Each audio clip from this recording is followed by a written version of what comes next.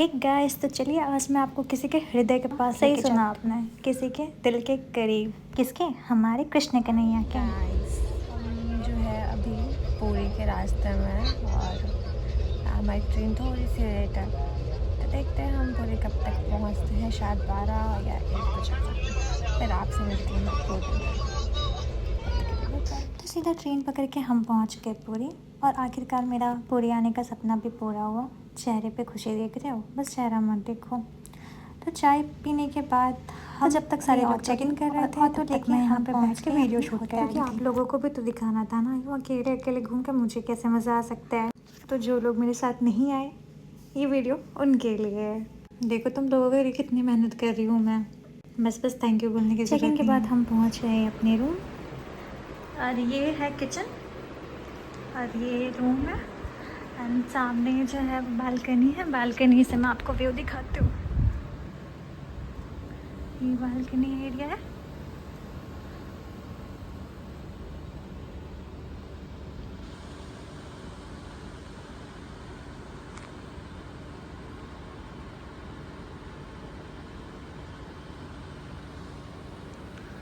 और वहाँ पे पूल है, बाद में जाएंगे वहाँ पे। फाइनली अभी हम पूरी आ चुके हैं, और अभी फ्रेश होके फिर हम सोचेंगे कि जाना कहाँ है।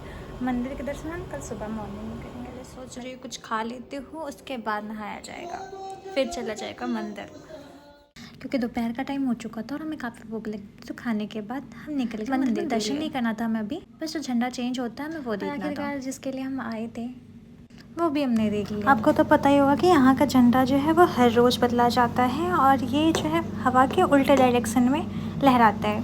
और जगन्नाथपुरी 4 धामों में से एक धाम है, और इसको कलयुग का मंदिर भी कहा जाता है। कहा जाता है कि जब ये मंदिर समुद्र में समाहित हो जाएगा तो कलयुग का अंत हो जाएगा। बस भगवान कल की ये अभी दुनिया को पार बना सकते हैं। कुछ झंडा जो चेंज होता है वो देखने आए थे, और उसके बाद हम जाएंगे। फिर मैंने सोचा क्यों ना अपने घर वालों का भी दर्शन यहीं से करवा दिया जाए। मम्मी तो मेरे को आने से मना कर रही थी कि साथ में चलेंगे, बट मैंने बोला कि पहले मुझे जाने दो, साथ में जाना होगा तो फिर चल लेंगे। उसके बाद हम आगे के मंदिर के पास में ही था, हालांकि यहाँ बीच में आए नहीं। मैं थोड़ी सी रास्ता भटक गई थी अपने दोस्तों को ढूंढते हुए। अरे हाँ, अकेले नहीं आई हूँ मैं, और भी लोग हैं मेरे साथ, पर उनको बीच आकर नहाना था और मुझे मंदिर जाना था। तो वो लोग बीच चले गए और मैं मंदिर, और उनको ढूंढते ढूंढते मैं किसी और ही बीच आ गई थी। अच्छा, तो आपको भी उनसे मिलना है तो ये रहे वो।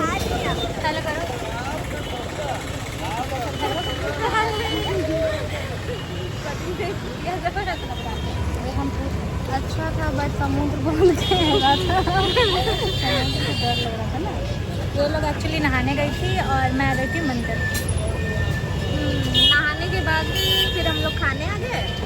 फिर हमने पी चाय, और चाय पीने के बाद हम गोल्डन बीच गए थोड़ी शॉपिंग करने के लिए।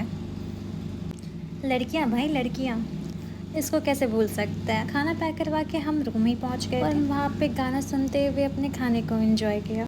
और अगली सुबह हम निकल गए मंदिर के लिए। कम वक्त ये बारिश जहाँ जाती हूँ वहीं आ जाती है। हमने थोड़ा सा वेट किया कि बारिश रुक जाए, बट ये रुकने का नाम ही नहीं ले रही। फिर हम ये सोच कर निकल गए कि ऊपर से भगवान आशीर्वाद दे रहे हैं। जो भी कहो, बारिश ने इस रास्ते को देखो कितना खूबसूरत बना दिया था। तो अभी हमने मंदिर दर्शन कर लिया है, और ये पीछे रहा मंदिर, बारिश में ही, क्योंकि और कोई ऑप्शन नहीं था। अगर रुकते तब कितना ही देर रुक पाते, क्योंकि ऑलरेडी हम आज पर ही हैं पुरी में, इसलिए पहले ही दर्शन कर। बारिश में ये मंदिर भी कितना सुंदर लग रहा है। जगन्नाथ जी के साथ हमें इंद्रदेव की भी कृपा मिल रही है। फिर मंदिर के सामने एक मंदिर और है, हमने सोचा इसमें भी दर्शन कर लेते हैं।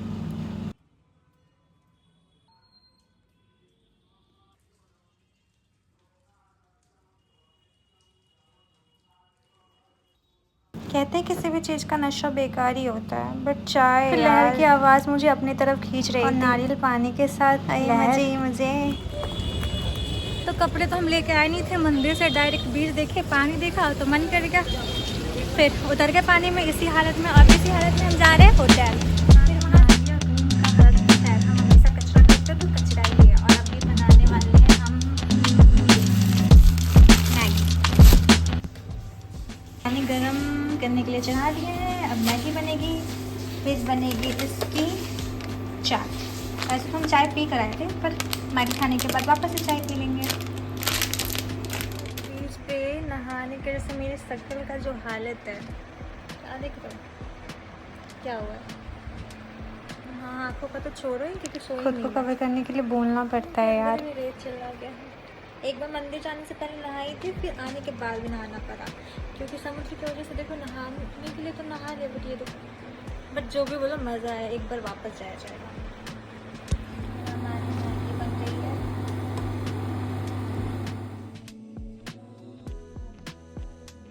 तो अभी हम निकल चुके हैं कोणार्क के लिए, मतलब अभी निकले नहीं हैं, अब निकलेंगे। ये तो तुम्हारी सरफना का बेस बदल के आ गई, अब तो सुंदर लग रही हो ना मैं। खैर जो भी हो, कभी कभी तो खुद को भी बहुत सुंदर लगती है। इससे पहले तुम मेरी बेइज्जती करो, खुद ही कर लेते हो। और पहले ही बता दूं, निरमा नहीं यूज करती। आज के ये जोक है मोमोज पे कॉन्सेंट्रेट करते हैं। यहाँ तक देखी है तो ये तो हमने मोमोज खा लिया है, उसने स्टार्ट भी करा लिया है, और एक पता नहीं कहाँ टहल रही है। और अब हम फिर जाएंगे इसके बाद कोणार्क।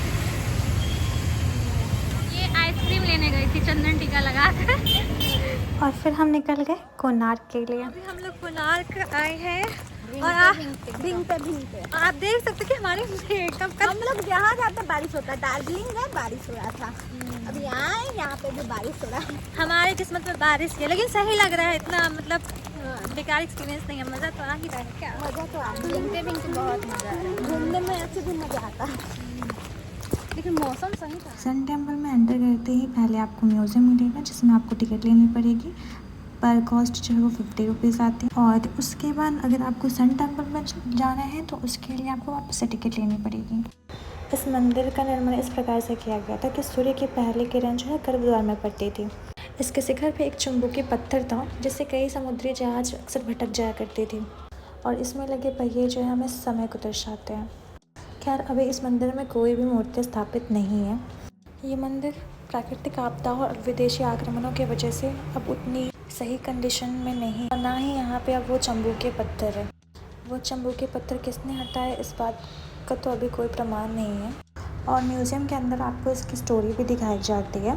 हम बाकी चीज़ें देखने में इतने मशगूल थे कि हम लास्ट में पहुँचे थे। हमने थोड़ा सा ही अंत का देखा, और मेरी फ्रेंड जब आई ना, लिटरली ख़त्म हो चुका था। हमको सिर्फ पता चला कि ये उड़ीसा की बस कथा है, इतना ही पता चला। क्या कथा है पता ही नहीं।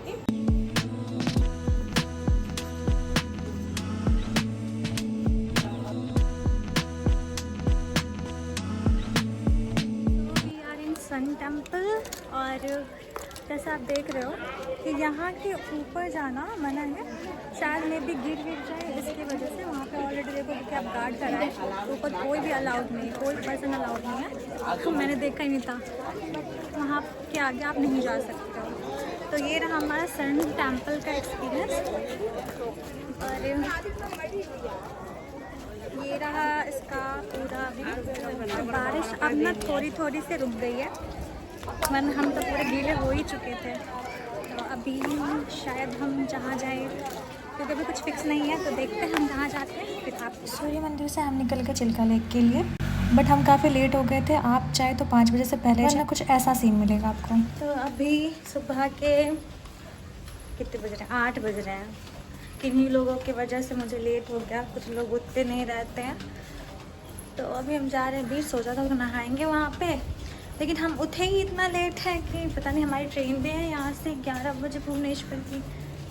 तो देखते छूटती हैं या क्या होता है। फिर मिलते हैं आपसे भुवनेश्वर में, अभी तो बीच पे, उसके बाद भुवनेश्वर पे। थकावट और हैरेसमेंट हो गई है, क्योंकि पानी में जाने से पहले सोचते चाय का कान दूर हो जाए। तो पहले चाय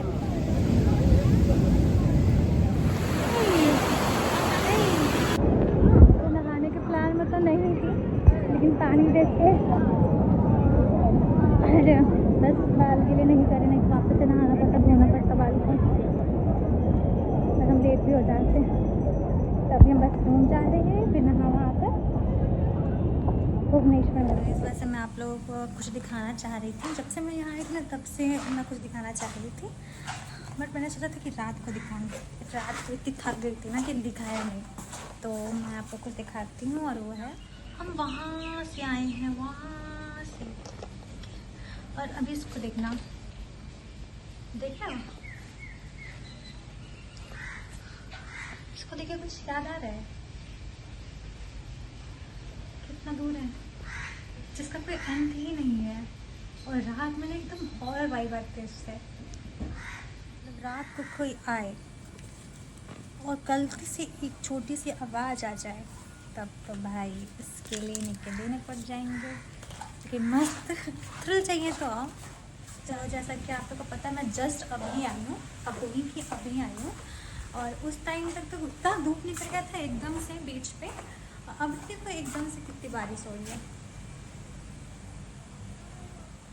वैसे मैं आपको नीचे लेके जाने वाली थी, मैंने बहुत टाइम से सोचा था कि मैं जाऊँगी, टाइम ही नहीं मिला। और अब तो हम निकल भी रहे हैं, सब खाली करके बारिश में होने लगी है। मैं कैसे शूट करूँ इसको, बारिश होने लगी। मैं नीचे उतरी और बारिश होने लगी। वैसे मेरे दिमाग में इस तरह काफ़ी आइडिया आ रहा है कि ना,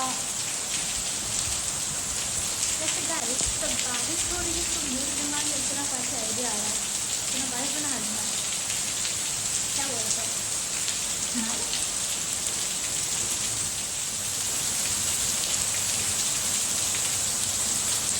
हाँ, भाग के मैं तो आ गई आप लोग को दिखाने के लिए। तो मेरे फ़ोन को हाथ लग गया।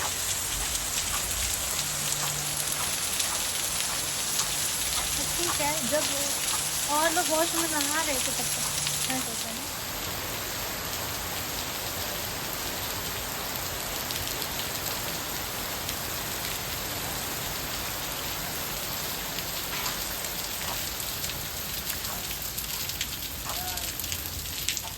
और सही बताओ तो मैं बस वीडियो में दिखाने के लिए यहाँ पुल के पास तक आई थी।